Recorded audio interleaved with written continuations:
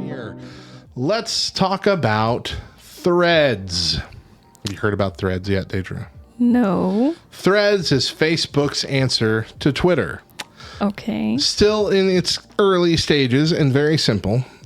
You can't even post GIFs yet in response to things. Okay. You can't direct message people yet. 30 million people, though, joined in the first 24 hours. Holy cow. But if you are going to sign up for Threads, you better make sure that you want to. Here's why. It comes from TechCrunch.com. Threads, Meta's new social app, is drawing users in an astounding pace. It had the first 10 million signups in just 7 hours after launch. According to co-founder and chief executive Mark Zuckerberg, but the highly anticipated new service, which requires an Instagram account for onboarding, like you have to have an Instagram account to start. Okay. And then you can get a Threads account. Features an interesting stipulation. If you want to delete your Threads account, it will also delete your Instagram account. Oh my goodness. In a supplemental privacy policy, Meta explains you may deactivate your Threads profile at any time, but your Threads profile can only be deleted by deleting your Instagram account. Oh, okay. Yeah, that's exactly what Trombone said here. You can. My understanding is that you can deactivate it, but not delete it since it's linked to your Instagram, and it's a subset of Instagram. Yes, but there's really no reason that should be the case. Because if you can have an Instagram account without a Threads account, then that means that they're not inherently linked to where both have to exist or none exist. You should be able to be like, no, never mind. Like, should throw it away. This feels like a way to inflate the numbers of users of Threads because people are going to be like, yeah, I'll check that out. And then they'll check it out. And I'm sure a lot of people are going to be like, well, this is stupid. And they don't want to be on anymore. But wait, I can't delete my account because all of my 8 years of Instagram photos are going to be gone. Right. It really gives me the same feeling as Google when they were doing the Google Plus thing that they were trying to take over Facebook. And they were like, to inflate our numbers, we're going to make it where if you want to be on YouTube, you have to have a Google Plus account. If you want to have an account on YouTube at all, if you're a creator or just want to comment, any of it, you have to have a Google Plus account. It was underhanded and scammy feeling, and this has that exact same feel to it. So, I don't know. It looks fine. There's a few hiccups it's had already that make me feel like it's not really going to be any different than Twitter. Oh, yeah. Bubba, who was also leading the charge on Google Plus too when it came out, he was like all for it. He's like, you want to be in my circles? He was just all over it. He leapt on Threads immediately. Posted a thing like, let's make this a thing. It's on his phone in the bottom bar where you keep all the things you do, like immediately. Okay. A fan of it. And so I'm like, all right, well, sure. I've posted 4 things, I think, on it, all within the same day. But yeah, it's here. And so we'll see. We'll see if it's the Twitter killer. Instagram probably in a decade. In a decade? Like, because I recall the last pictures, maybe once or twice since then, but being that when I got hit in the face with a Frisbee. Oh, right. So that was before we had kids. Eli's 9. Wow. Plus 9 months of pregnancy. Yeah, I would say a decade. Like, I go on it maybe once or twice a month. I'm not on it a lot. Yeah. Mainly because it's just become a crappier I doubt TikTok I'm even lately. signed in my new phone to it. Yeah, I bet not. Yeah. But yeah, I don't use social media all that much in general. Yeah. I use Facebook a lot, but only for like Love Thy Nerd stuff and church stuff, my jobs. I don't really post all that much personal stuff. Again, I feel like a terrible at posting now. couple times a month, maybe.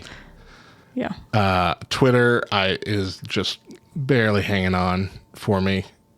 And yeah, I don't know. I feel like Bubba leads a lot of charges with passion, points to Gilded. Yes, he sure does.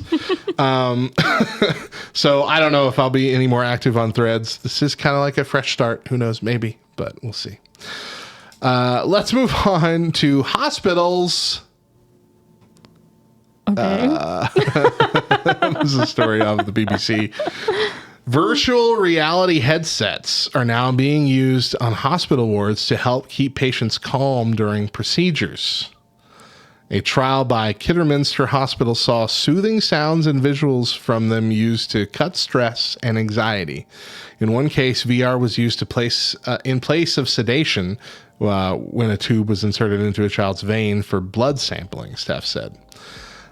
So instead of sedating them at all, like no sedation whatsoever, they just put a headset on you and probably some earbuds. Wow. And you're just in a soothing In ravine. another world as they poke your arm and get blood.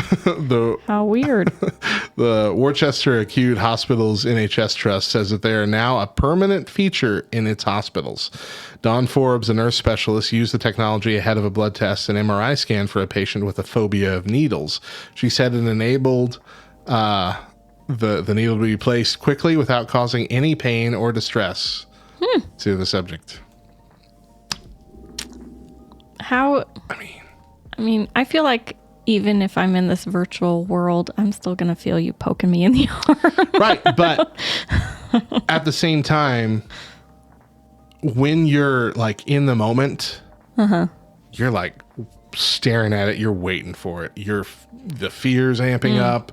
Gotcha. And you're going to feel every pinch of it because you're completely aware and in tune with it. Mm-hmm. To be completely distracted by, the virtual reality setting, pinching your arm, a bug got me, out here in this field. It's not going to be this traumatic experience. I feel like, because we're talking about, I took Johnny to the dentist. We have to go all the way to Albuquerque for his dentist. But their office has these giant TVs that hang over the chair.